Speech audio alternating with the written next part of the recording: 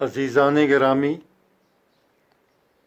مقالہ نگاری کے حوالے سے ہم بات کر رہے تھے کہ کس طرح آپ نے مواد کی جمع آوری کا فریضہ انجام دینا ہے اور مختلف جگہوں سے اپنے موضوع کے حوالے سے مواد اکٹھا کر کے ایک خاص ترتیب سے اسے رکھنا ہے۔ اب مقالے کی جو تسوید کا کام ہے وہ ذرا بعد کا ہے، اس سے پہلے 2-3 مراحل ایسے ہیں جو آپ کو بڑی توجہ سے اور بہت حزم و احتیاط سے طے کرنے ہیں۔ اس میں سب سے اہم مرحلہ جو ہے وہ مطالعے کا ہے اور نوٹس لینے کا ہے۔ آپ نے جو مواد اکٹھا کیا نا، اسے آپ نے مختلف ابواب میں تقسیم کر کے مختلف فائلوں میں آپ نے جمع کر لیا۔ آپ کے 5 ابواب ہیں، 5 فائلیں آپ کی میز پہ ہونی چاہیے، اور ان 5 ابواب کے موضوع کی نوعیت کے لحاظ سے ان میں آپ نے وہ مواد جو ہے فائلوں میں وہ لگا دینا ہے۔ اب اس کے بعد اس کا مطالعہ ہے۔ ایک فائل اٹھائیں، مثلا شخصیت کی فائل ہے، اس میں شخصیت کے حوالے سے آپ نے ممکنہ حد تک دستیاب مواد جو ہے وہ جمع کر دیا ہے، اس کا آپ مطالعہ کریں۔ کچھ کتب ہیں جو اس موضوع سے متعلق ہیں، اس گروہ سے متعلق ہیں، ان کو آپ اپنے مطالعے میں لے کے آئیں، اور ان میں جو آپ کے کام کی چیزیں ہیں انہیں نشان زد کریں، ان پہ نشان لگائیں۔ اس کے بعد الگ الگ کاغذ پر نوٹس لیں۔ اگر اقتباسات کہیں سے نقل کرنے ہیں تو ان اقتباسات کو بڑی نفاست سے اور بڑے سلیقے سے آپ انہیں نقل کریں، نیچے حوالہ دیں، فلاں مصنف، فلاں کتاب اور صفحہ نمبر یہ، اور کتاب کا سن اشاعت یہ 2-3 چیزیں نیچے آپ نے حوالے میں درج کرنی ہے، تاکہ بعد میں آپ کو جب اس کتاب سے رجوع کرنا پڑے تو آپ آسانی سے یہ صفحہ نمبر دیکھ کے اس کتاب تک پہنچ جائیں اور اس متعلقہ جو آپ کا حوالہ ہے وہاں تک آپ رسائی حاصل کر لیں۔ تو اسے آپ نے نہایت اہم کام سمجھ کے انجام دینا ہے، کیونکہ یہ اہم ترین مرحلہ ہے، اور اس کے بعد آپ کے مقالے کے معیار کا جو تعلق ہے وہ آپ کے اس مطالعے اور نوٹس سے وابستہ ہے۔ اس سلسلے میں موضوعی گروہ بندی جو ہے وہ بہت ضروری ہے۔ گیان چند کہتے ہیں کہ اگر موضوعی گروہ بندی نہ ہو تو آدمی ایک جنگل میں کھو کر رہ جاتا ہے، کچھ نظر نہیں آتا، درخت ہی درخت ہیں اور کوئی پہچان ہی نہیں ہے کہ کون سا درخت آپ کے کام کا ہے اور کون سا درخت کس پھل کا ہے، یہ بھی نہیں پتہ چلتا، ایک جنگل میں کھو کے رہ جاتا ہے۔ چنانچہ یہ زمرہ بندی یا گروہ بندی جتنی مفصل اور جزیاتی ہوگی، آپ کے بنائے ہوئے نوٹس سے استفادہ کرنا اتنا ہی آسان ہوگا۔ چنانچہ نوٹ جو ہیں نا وہ ایک اشارہ ہوتے ہیں جنہیں دیکھ کر پوری بات جو ہے وہ ذہن میں آ جاتی ہے اور آدمی اصل تک جو ہے وہ بڑی سہولت سے اور آسانی سے پہنچ جاتا ہے۔ چنانچہ رات کا بہت ذکر کیا گیان چند صاحب نے۔ اپنی کتاب تحقیق کا فن میں کئی حوالے رات کے انہوں نے دیے ہیں. تو اس نے 3 خوبیوں کا ذکر کیا ہے نوٹ لیتے ہوئے. پہلے نمبر پہ لیجیبلٹی، صاف ستھرا لکھا ہوا ہونا چاہیے، اور اتنا صاف کہ ایسا نہ ہو کہ ایک ہفتے کے بعد جب آپ اس کو زیر مطالعہ لائیں یا اسے دیکھیں تو آپ کو سمجھ ہی نہ آئے اور پڑھا ہی نہ جا سکے کہ آپ نے کیا لکھا ہے. تو اس میں بڑی احتیاط درکار ہے کہ صاف ستھرے انداز میں واضح لکھا ہوا ہو. دوسرا یہ ہے کہ ایکوریسی، کہ وہ ہر لحاظ سے، ہر جہت سے، ہر سمت سے مکمل صورت جو ہے نا اس کی وہ بنتی ہو، اور ماخذ جو ہے اس کی صحیح قرات ہونی چاہیے اور اسے صحیح لکھنا چاہیے. کیونکہ اگر آپ لائبریری میں بیٹھے ہوئے ہیں، وہاں کتاب سے آپ نوٹ لے رہے ہیں، تو پھر دوبارہ آپ کو نہ آنا پڑے اس کتاب کے لیے. اتنا مکمل آپ کام کر کے وہاں سے اٹھیں اور تمام جو ضروری مواد ہے اس کتاب کا وہ آپ نوٹس کی صورت میں اپنے پاس محفوظ کر لیں. تو ان نوٹوں پر ہی آپ پھر اکتفا کریں، پھر کتاب کی آپ کو ضرورت نہ پڑے. کیونکہ بار بار تو وقت ضائع نہیں کیا جا سکتا نا، بار بار لائبریری نہیں آیا جا سکتا. ایک ہی بار طے کر کے منصوبہ بندی کے ذریعے کہ آج میں نے ان کتابوں سے استفادہ کرنا ہے اور ان میں تمام جو میرا مطلوبہ مواد ہے وہ میں نے ان کتابوں سے نکال لینا ہے اور ان کو اسے محفوظ کر لینا ہے. تیسرے نمبر پہ کہتے ہیں کہ مکمل ہونے چاہیے ہر لحاظ سے، پورے نیک سک سے درست، کوئی رخنا یا کوئی خلا جو ہے وہ آپ کو محسوس نہ ہو اس میں. تو یہ چیزیں جو ہیں یہ آپ سامنے رکھیں نوٹ لیتے ہوئے. اور سب سے اہم بات یہ ہے کہ نوٹس لینے کے بعد آپ انہیں ظاہر ہے استعمال کریں گے اپنے مقالے میں، جہاں جہاں ضرورت ہوگی وہاں وہ کام آئیں گے. آپ کے وہ حوالے وہاں پہ درج ہوں گے، اقتباسات درج ہوں گے. تو پھر ان کو ضائع نہیں کرنا، انہیں اپنے پاس محفوظ رکھ لینا ہے. اس کی وجہ یہ ہے کہ کسی بھی موقع پہ ان کی ضرورت پڑ سکتی ہے. یہ نہ ہو کہ آپ نے کہا کہ بس اب یہ تو ہو گیا. بھئی آپ کے ہاتھ کی لکھی ہوئی تحریر ہے، اسے آپ کے کتب خانے میں یا آپ کے پاس جو کتابوں کا اور مسودات کا ذخیرہ موجود ہے اس میں اس کی حیثیت ایک مخطوطے کی ہے. آپ کے ہاتھ سے لکھا ہوا وہ تحریر ہے، تو اسے آپ نے محفوظ رکھنا ہے. کسی موقع پہ بھی اس کی ضرورت آپ کو پڑ سکتی ہے. اور یہ آپ کے کتب خانے کا ذاتی کتب خانہ، اگر 4 کتابوں کا بھی کتب خانہ ہوتا ہے، اگر آپ کے پاس کم کتابیں ہیں تو اس پہ کوئی ایسی بات نہیں، ان میں اضافہ ہوتا رہتا ہے. تو ایک ذاتی کتب خانہ بھی ہوتا ہے جس میں آپ کی مملوکہ کتب ہوتی ہیں، آپ کی ملکیت، ٹھیک ہے نا. تو وہ مخطوطہ جو ہے نا، وہ آپ کے ہاتھ کے لکھے ہوئے نوٹس، وہ آپ کے اس کتب خانے کا ایک اہم حصہ ہے. لہٰذا اسے آپ نے محفوظ کر لینا ہے، اور ان کی بدولت جو محفوظ ہوں گے، جو متعلقہ اندراج ہیں جو آپ نے کرنے ہیں ان میں بھی آپ کو سہولت ہوگی. اور گیان چند صاحب کا یہ کہنا بہت میرے لیے اہمیت رکھتا ہے. وہ کہتے ہیں کہ میں نے 60 سال کی عمر کے بعد، 60 سال گزرنے کے بعد میں نے یہ سیکھا کہ نوٹس جو ہیں وہ ہمیشہ موضوعی گروہ بندی کر کے الگ الگ پرچوں پر درج کرنے چاہیے. یہ نہیں کہ ایک ہی صفحے پہ آپ نے باب نمبر 3 کے بھی نوٹس لیے ہوئے ہیں اور اسی صفحے پہ باب نمبر 4 کے بھی لیے ہوئے ہیں.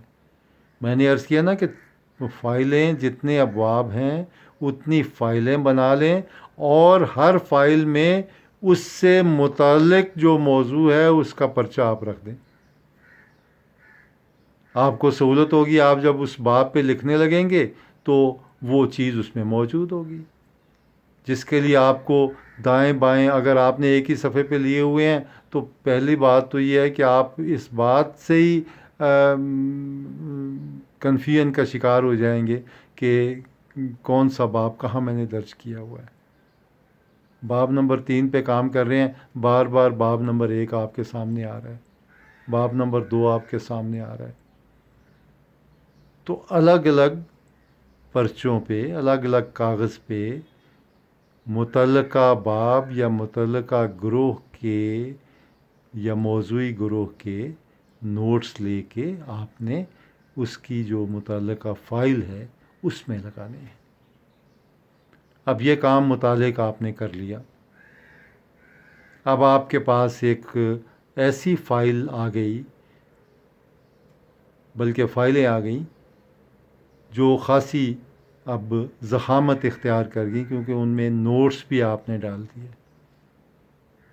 ان میں پرچے مختلف اس موضوع کے حوالے سے پہلے سے موجود ہیں. اب آپ نے ایک ایک فائل کو لینا ہے اور اس کا از سر نو نئے سرے سے مطالعہ کر کے اس میں رکھے ہوئے مواد کو پرکھنا ہے اور بڑی احتیاط سے ضروری اور انتہائی اہم مواد کو اس سے الگ کر لینا ہے. کیونکہ مواد تو ہر طرح کا آپ نے اس میں ڈالا ہوا ہے نا، اس میں جو چیز آپ کو ملی وہ آپ نے اس میں رکھ دی. اب آپ نے یہ دیکھنا ہے کہ کون سی چیز آپ کے کام کی ہے، کون سی چیز اس میں اہم ہے اور کون سی چیز غیر اہم ہے. اب یہ خاصی توجہ کا اور غور و فکر کا مرحلہ ہے. اس میں کنسنٹریشن، ارتکاز توجہ، وہ آپ کا اعلیٰ پائے کا ہونا چاہیے. جو آپ کے پاس مواد ہے اس کی ماہیت کو جانچنے کا قرینہ آپ کے پاس ہونا چاہیے. آپ کو یہ پتہ ہونا چاہیے کہ یہ چیز میرے لیے اہم ہے اور یہ چیز میرے لیے غیر اہم ہے. یہ چیز جو ہے، یہ اقتباس جو ہے وہ براہ راست میرے موضوع سے تعلق رکھتا ہے، اور یہ چیز جو ہے، یہ مواد جو ہے، یہ بالواسطہ میرے موضوع سے متعلق ہے. تو جو براہ راست آپ کے موضوع کے متعلقات ہیں ان کو آپ نے اہم کر لینا ہے، اس کے اوپر چٹ لگا دیں کہ اہم. اور جو بالواسطہ موضوع تک پہنچنے میں مدد دیتے ہیں ان کو آپ دوسرے درجے پہ رکھ دیں. غیر اہم چاہے نہ لکھیں لیکن آپ انہیں 2 نمبر کا نشان لگا دیں. تو اولیت جو ہے اس مواد کو حاصل ہونی چاہیے جو براہ راست آپ کے موضوع سے متعلق ہے، اور ثانویت جو ہے وہ اس مواد کو ہونی چاہیے جو بالواسطہ آپ کے موضوع سے متعلق ہے. جب آپ یہ کام کر لیں گے نا تو ایک گنا اطمینان آپ کو محسوس ہوگا، اور آپ یہ یعنی اس اطمینان کی اس حد تک پہنچ جائیں گے کہ میں نے مقالے کا 60% کام جو ہے وہ میں نے کر لیا. کیونکہ ترتیب دینا آپ کے ذہن میں ایک پورا نقشہ جو ہے آپ کے مقالے کا وہ آ جائے گا، اور آپ بادی النظر میں اپنے مقالے کو اس کی اصل شکل میں دیکھ رہے ہوں گے. جس طرح ہم نقشے میں پوری عمارت کو دیکھتے ہیں نا، ویژولائز کرتے ہیں کہ ایک نقشہ جب آپ نے بنایا تو اس میں پوری عمارت کے خد و خال آپ کو دکھائی دے رہے ہوتے ہیں.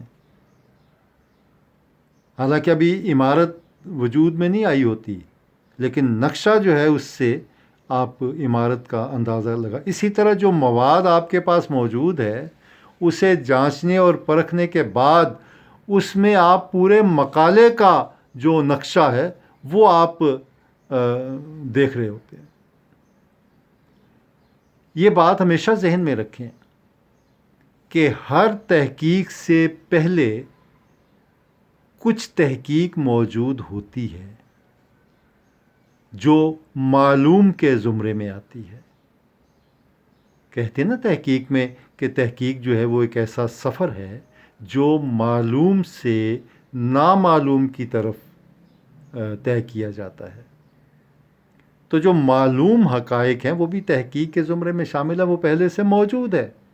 اور بعد کے جو تحقیق کار ہیں ان کو ماضی کی تحقیق یعنی پہلے سے موجود مواد کو سامنے رکھ کے اسے جانچنا اور پھٹکنا اور پرکھنا ہوتا ہے. اسے یہ دیکھنا ہوتا ہے کہ ان میں کون سی چیزیں جو ہیں وہ آپ کی جو تحقیق جس پہ آپ کرنے جا رہے ہیں اس کے لیے خام مواد آپ کے لیے ثابت ہوں گی اور بنیاد ثابت ہوں گی. تو مواد کی فراہمی اور مقالے کی تسوید یعنی اسے لکھنے کے جو عمل ہے اس کی یہ درمیانی منزل ہے. مواد کا جائزہ لینا اور اس کا جو پایۂ اعتبار ہے اسے متعین کرنا کہ یہ کس حد تک یہ اسے قبول کیا جا سکتا ہے یا اس پہ یقین کیا جا سکتا ہے، اور کون کون سی تصحیحات اس میں آپ کر سکتے ہیں، درستیاں کون کون سی درکار ہیں.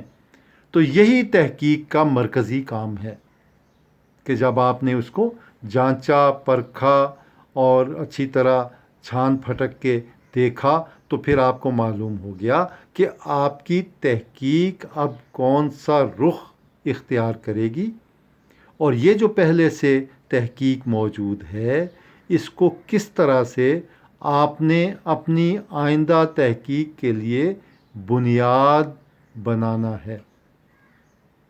ایک بیس اس کی جو ہے نا وہ آپ نے قائم کرنی ہے. چنانچہ یہ جو بات ہے کہ تحقیق کار کا جو علمی سرمایہ ہوتا ہے وہ جتنا کثیر سرمایہ ہو، جتنا زیادہ ہو، اور اس کی نظر جو ہے تحقیق کار کی جتنی تیز اور عمیق گہری نظر ہو، اسی اعتبار سے وہ اپنے حاصل مطالعہ کا بہتر تجزیہ کر سکتا ہے اور اس کی قدر پیمائی کر سکتا ہے، اسے ایویلیویٹ کر سکتا ہے کہ اس کی ورتھ کیا ہے. اس ورتھ کا تعین آپ نے کرنا ہے، قدر پیمائی اس کو کہتے ہیں. تو وہ جو مواد موجود ہے اس کی صحت کا تعین یہ بھی جانچنے کے کام میں آئے گا، اور یہ دیکھنا ہے کہ اسے بیان کرنے والا کون ہے، راوی کون ہے، لکھنے والا کون ہے، مصنف کون ہے جس نے پہلے یہ کام کیا اور اس حوالے سے کچھ چیزیں فراہم کی، اور وہ کتنا معتبر ہے، کتنا اس پہ اعتبار کیا جا سکتا ہے. گپیں تو نہیں ہانکتا وہ. گپ ہانکنے والا جو ہے وہ محقق نہیں ہو سکتا اور نہ ہی اس پہ اعتبار کیا جا سکتا ہے.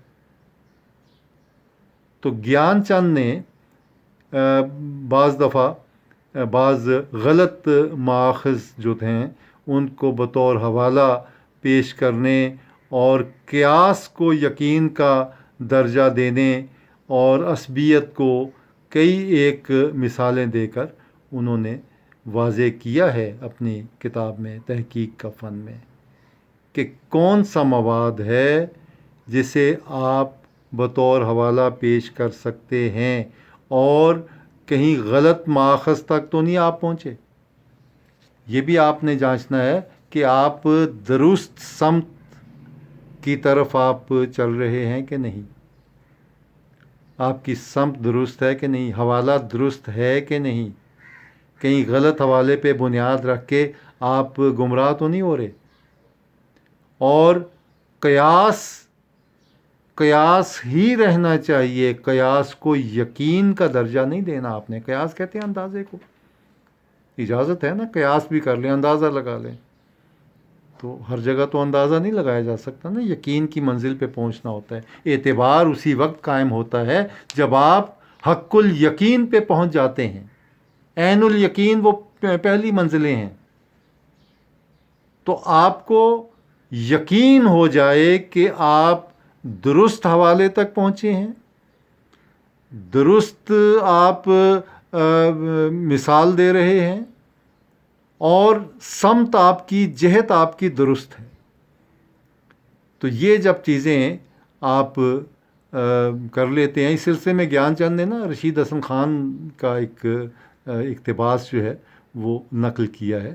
وہ اس سلسلے میں رشید حسن خان کہتے ہیں کہ اچھے خاصے محتاط آدمی کسی جذباتی تعلق کی وجہ سے کسی خاص موضوع کے سلسلے میں جذباتی ہو جاتے ہیں۔ تحقیق میں تو جذبات ایک طرف رکھ دیے جاتے ہیں،